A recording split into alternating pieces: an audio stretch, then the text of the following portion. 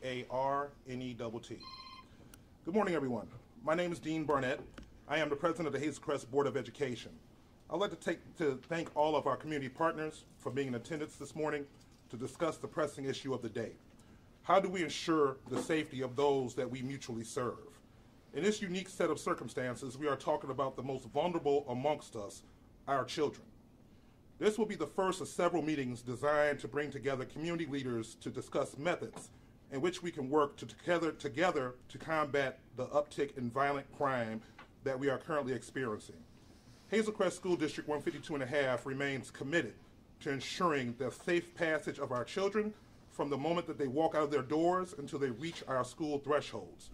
We are further committed to the safety of our staff as they travel in and out of our community to serve our kids. The Board of Education will spare no resources to maintain the principles of safe schools. We welcome all of your partnership as we fight to take our streets back from those cowards who would harm defenseless children and any innocent member of our community. Thank you. At this time, we'll hear from our superintendent, Dr. Kenneth Spells. Spelling of your first and last name, Dr. Spells, please. Thank you, Mr. Barnett. I am Dr. Kenneth Spells, superintendent, Kennethspells. Good morning, everybody. I'm the superintendent of Hazel Crest 152.5. Our district serves Hazel Crest, East Hazel Crest, Markham, and Harvey. Today we're gathered here to find solutions for a couple of violent events that happened in the past couple of weeks. There was a drive-by shooting right after a basketball game in which, 2 blocks from our school, in which one of our paraprofessionals and basketball coach was trailing students on the way home. They were trying to make their way home, and our coach, which we are very proud of, and this is the kind of people that we like to have in 152.5, was making sure that our students going home, and he was taking them in the direction of their residence. And then the shooting happened. Our students, our coach made sure that our students were safe, and then he went home. He was a little shaken by the events, and we'll talk to our coach / hero a little bit later. I am so proud of our staff member for the actions and the assistance that he provided working with our students. This is what Hazel Crest 152.5 is all about: students and student safety. In Hazel Crest 152.5, student safety is paramount. Everything we do is to make sure that our students are safe. We want our students to be concerned about getting into college instead of getting home. So today, we're issuing a clarion call and forming Hazel Crest, Team Hazel Crest 152.5, where we're calling all our partners to come together and help us make sure that we don't have these type of events in the future. Team Hazel Crest 152.5. That is 152.5 school district. That is our governmental officials that are here with us today. That's community members, parents, students, and staff. We're going to all work together to ensure that our students are, number one, getting a proper education, and that our students are safe. Communication.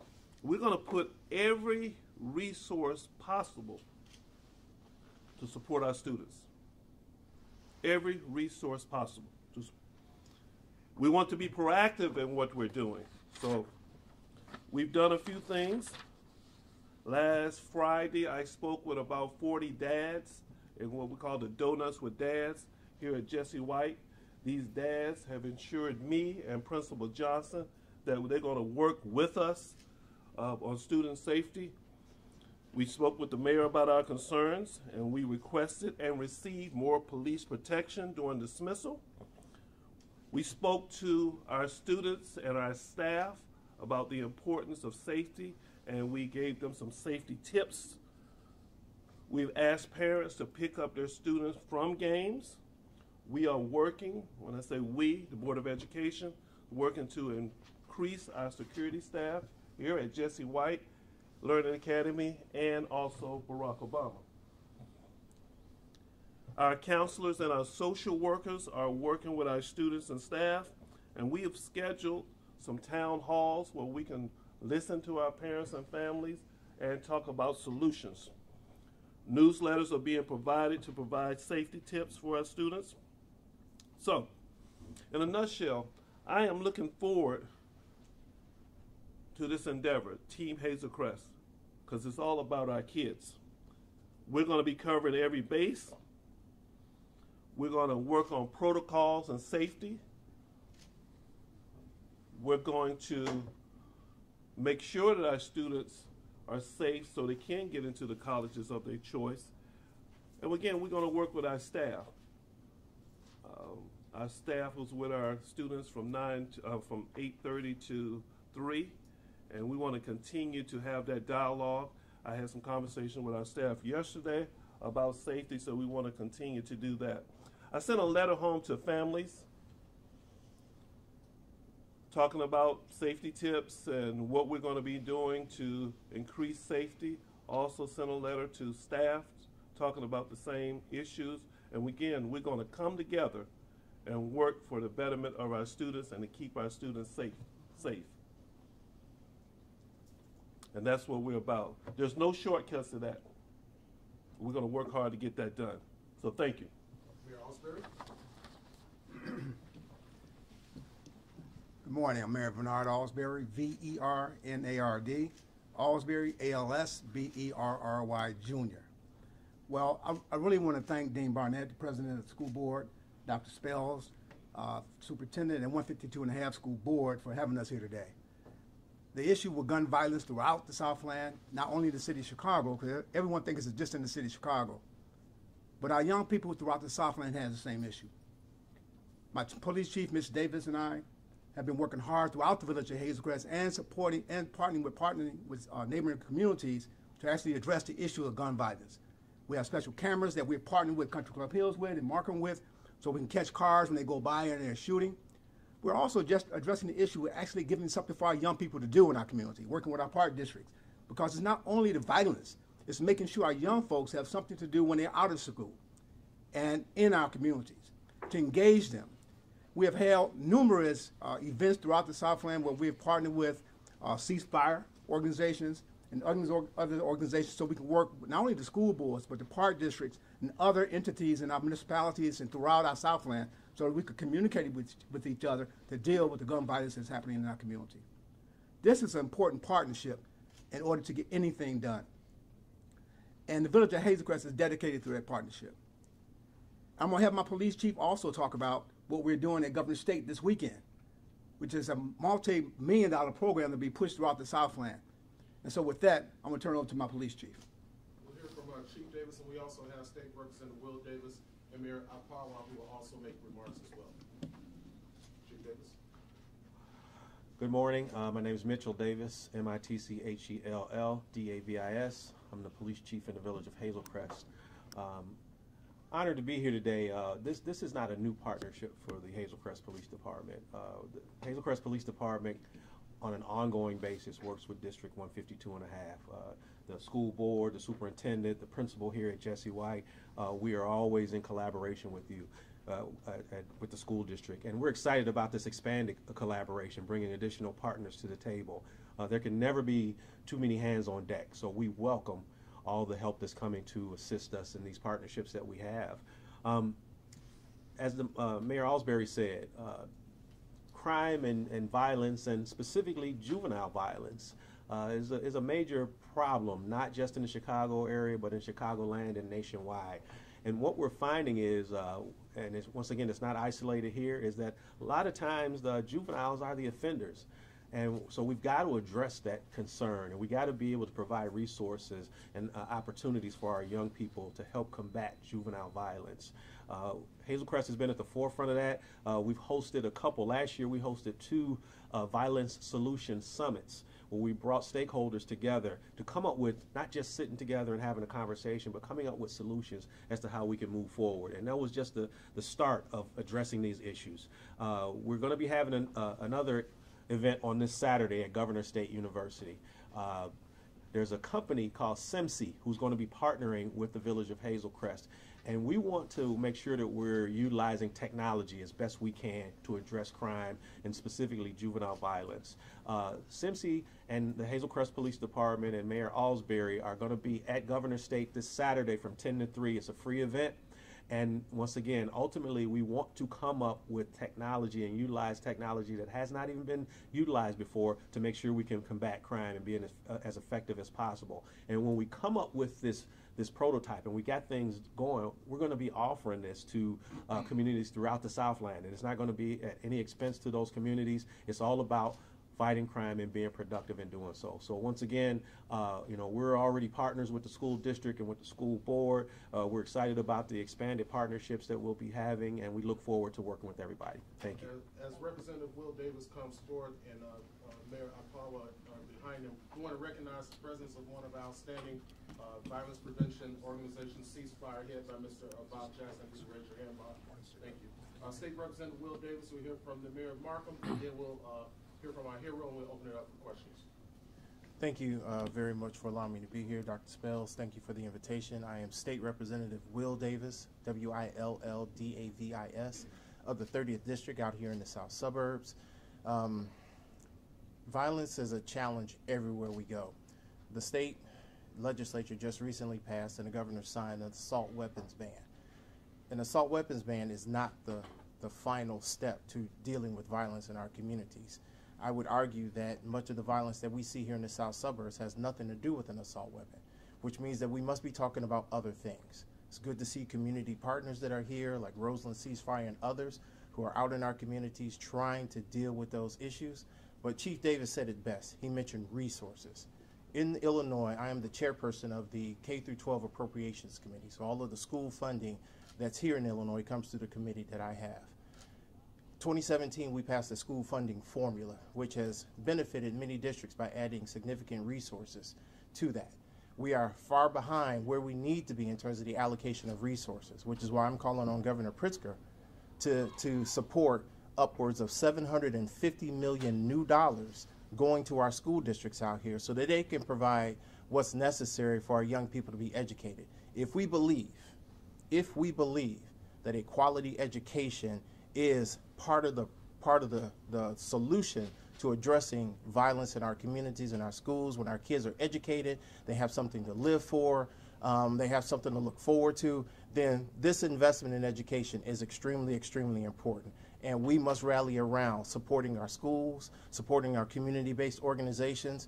Our budget is our moral document that says exactly what we are prioritizing. We need to prioritize education funding as a way to address these problems moving forward with our young people. Again, making sure that our schools have good quality teachers, good quality resources, technology, all of those things that we say are necessary to make sure our young people are educated. So again, if we believe that a quality education can help address these problems because these young people are receiving what's necessary so they can be productive members of society. So again, they won't look to violence as a way to find resources or to find money or whatever the case may be. This is what we need to do. And as chairperson of that committee, I am walking that walk by wanting to introduce a bill that would, again, will put $750 million new dollars into schools throughout the entire state of Illinois so that they can have what's necessary to address the challenges and concerns in their buildings, in their communities as well. So I stand in total support of this effort right here. What you see here is a collaboration of a lot of different people, a lot of different spaces, communities, law enforcement, community-based organizations. This is the effort that we need to be making sure that we come together upon and we come together with to address the challenges that we have in our community. So I'm grateful to be here today to stand in support with all these leaders here in the South Suburban community. Thank you.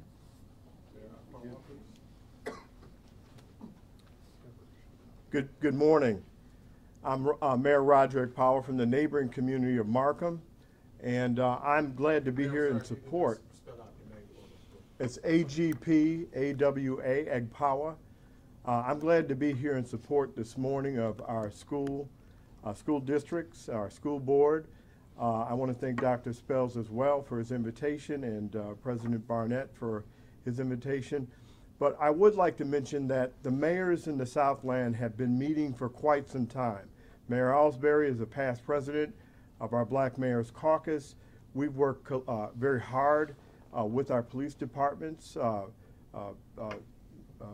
Chief Davis, we've worked with him as well, and other chiefs in the Southland with trying to combat violence and crime in our neighborhoods. But I liken what has happened here with the school board reaching out and the school teachers and that of the unions really sounding the alarm to get us out and to the most sensitive place in our communities, which is our schools.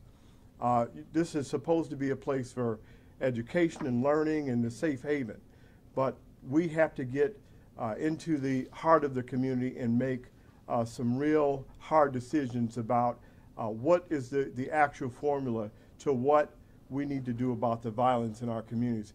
I think it's going to take some honesty, it's going to take some rolling up sleeves, and that is something that we have talked about, the hard things that we have to do in our communities. One of the things that we've said is that I've often said to the school boards when they've come to us is that we're going to get right into the heart of the community and go door to door with them about our neighbors and what we can do to try to get with the parents and try to encourage them to do better parenting and what we can do in part of government and how we can help that along. It's good to know that State Representative Davis will be doing some things to try and get resources, and that is something that we need in our community. So we stand in support, and anything that we can do to continue what the Southland mayors and the police chiefs have done to get that to our school board and to our teachers and the unions and that, we want to let them know that we stand with them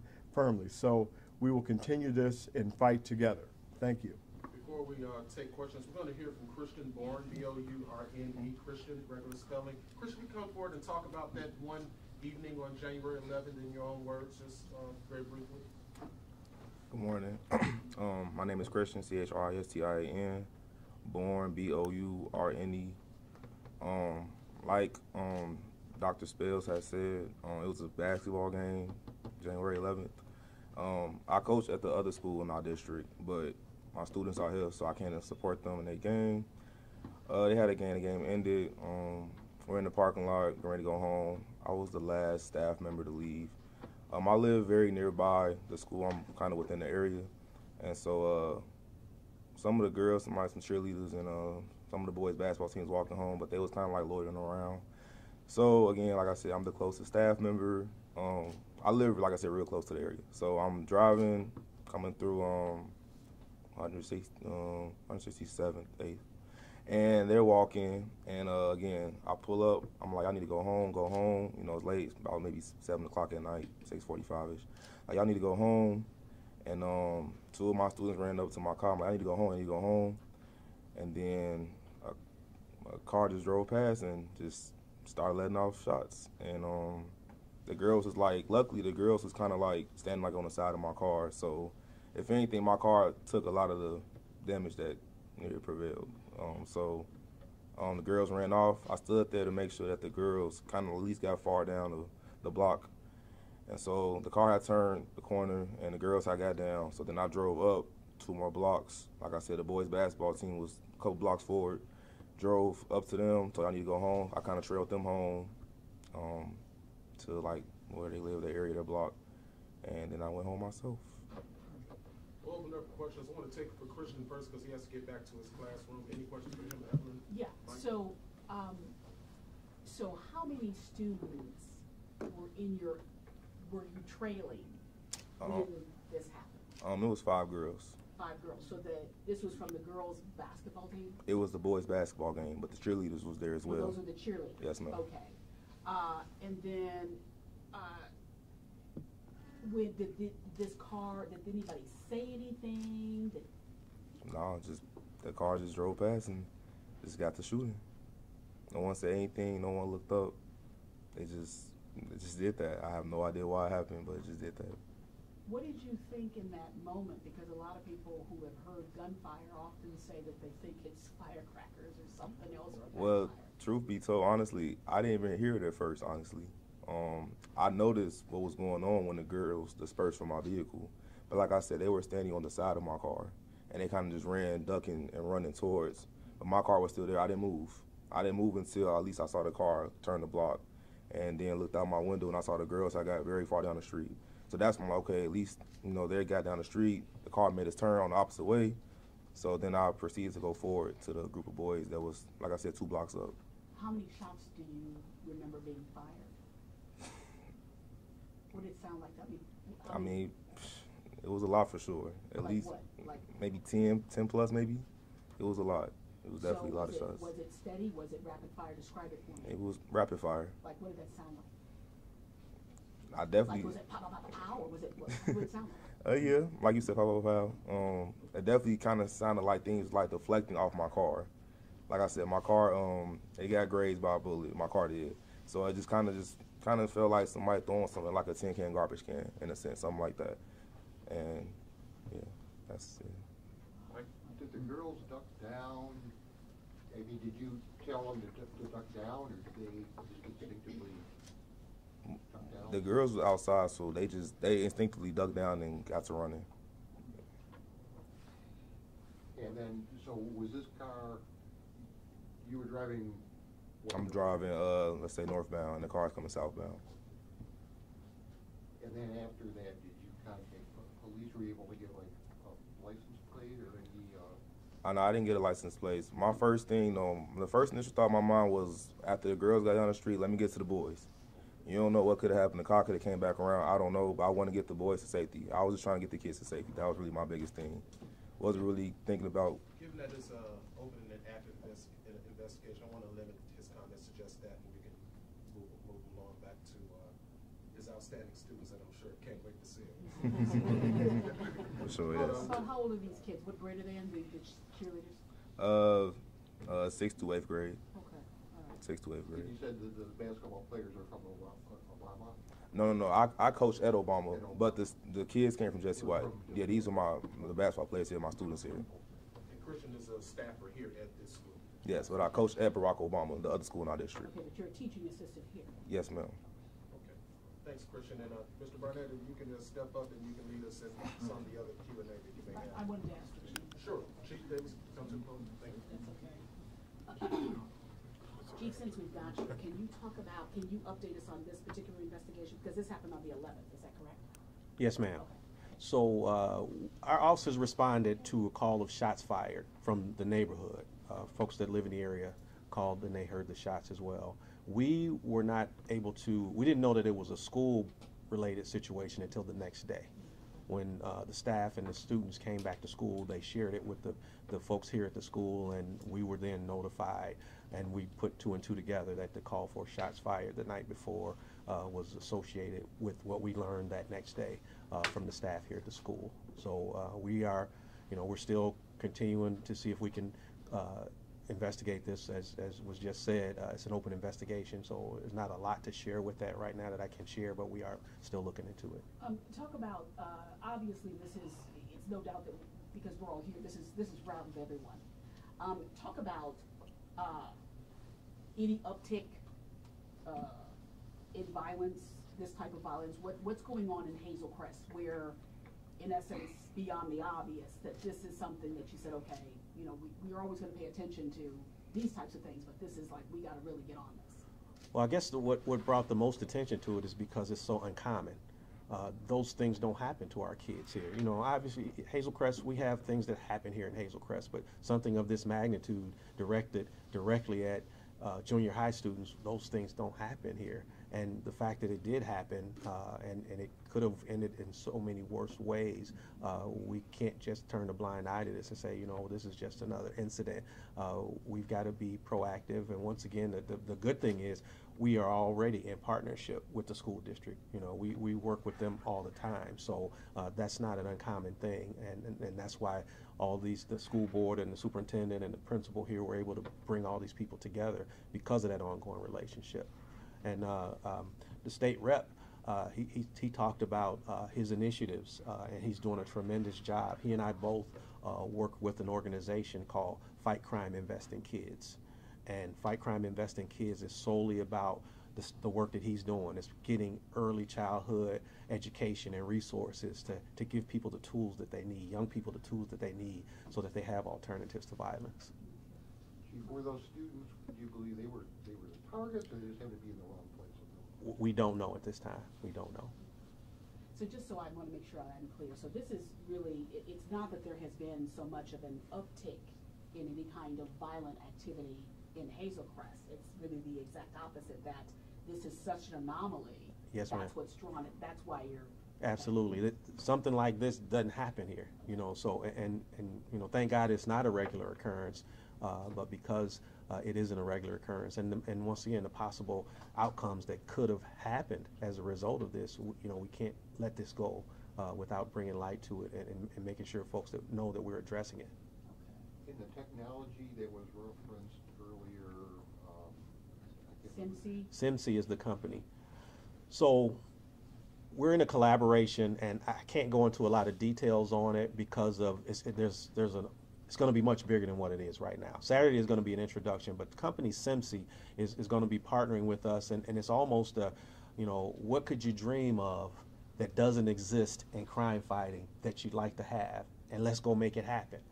And this company is partnering with us and helping us to develop those strategies, and reporting of crimes and addressing juvenile violence and juvenile victims is going to be a major part of that.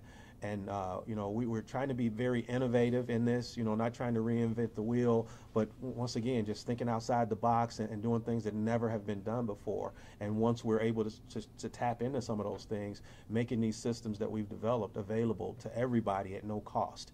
And you know, so it's just, we're praying that it's going to be a real big deal, and we believe that it will be. Thank you. I had a few more, obviously. That's what I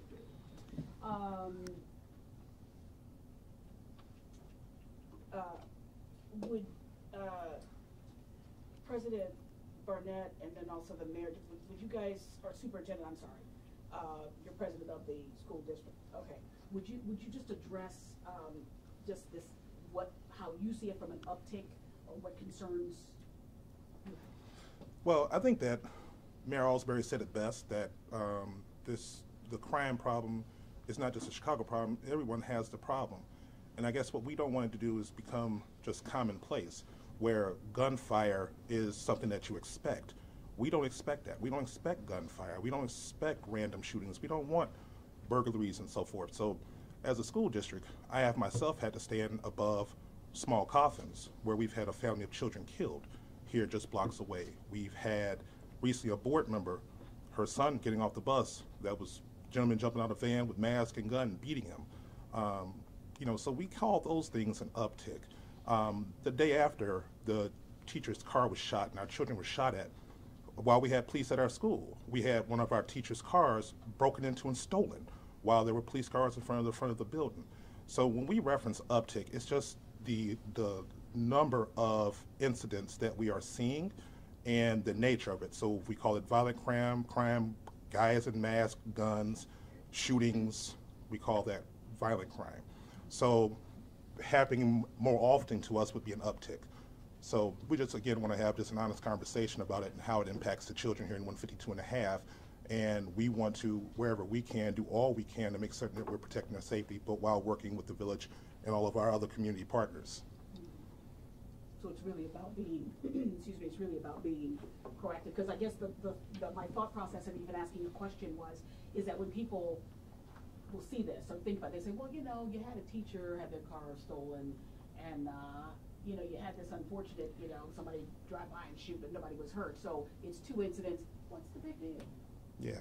Well, as I said before, we are aware of, and we are not police here at the school district. So all we all have is just general information that's shared by news, and because we serve the same constituents as the village, that there is a criminal element that is at work here in this community as they are in other communities. And we just want to take it head on and, identify that there is a problem, because until you identify that there is a problem, you won't be able to solve the problem. So we want to today identify that there is a problem as we see it.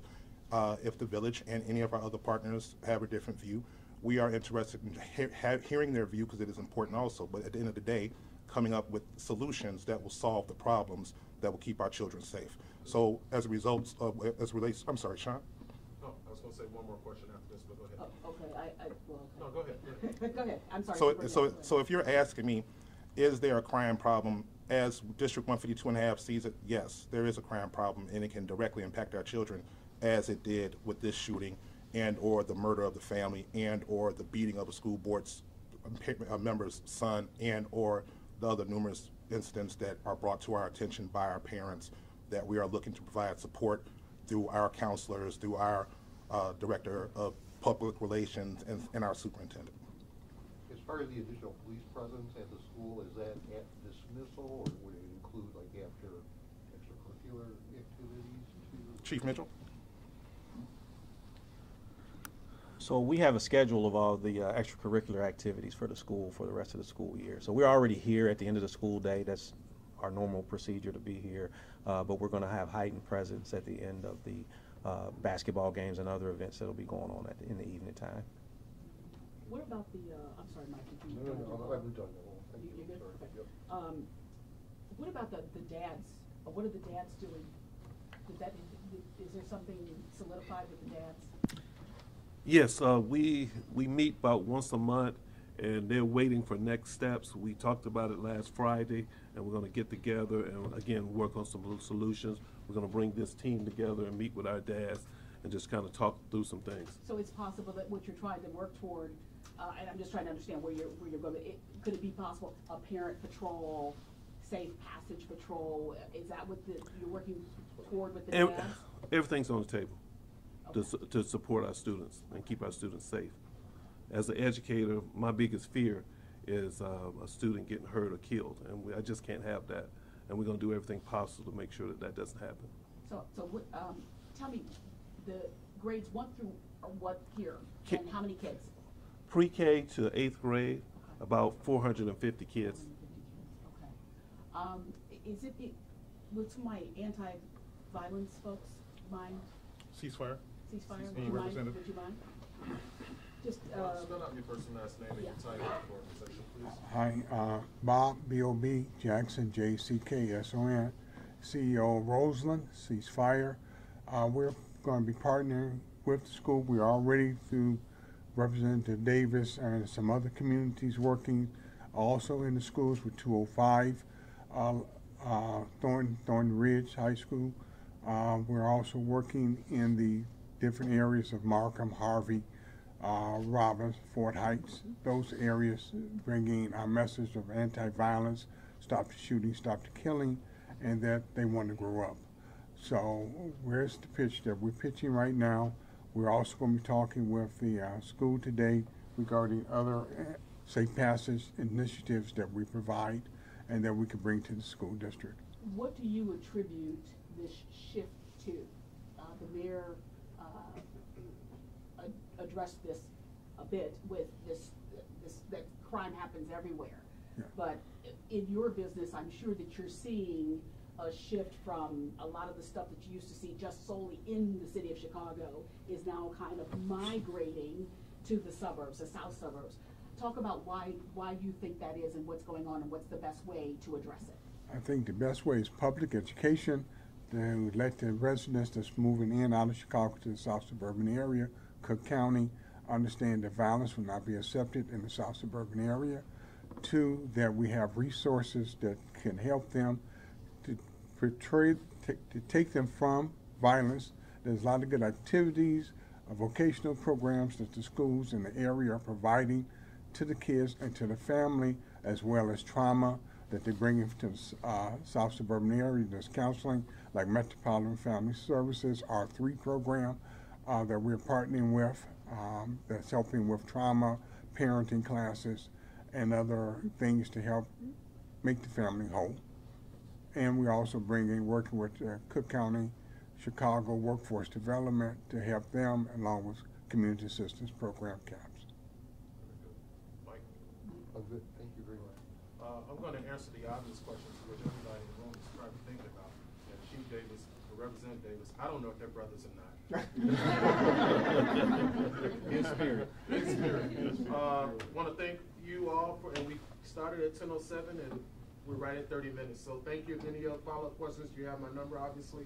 Thank all the officials for coming in, and hopefully we'll have safer days ahead, which I know we will. We got a great administration, a great mayor, great school board, great school board president, staff. I think you will get it done. Thank you so much. All right. Thank you. We're flying too. Now, Yeah.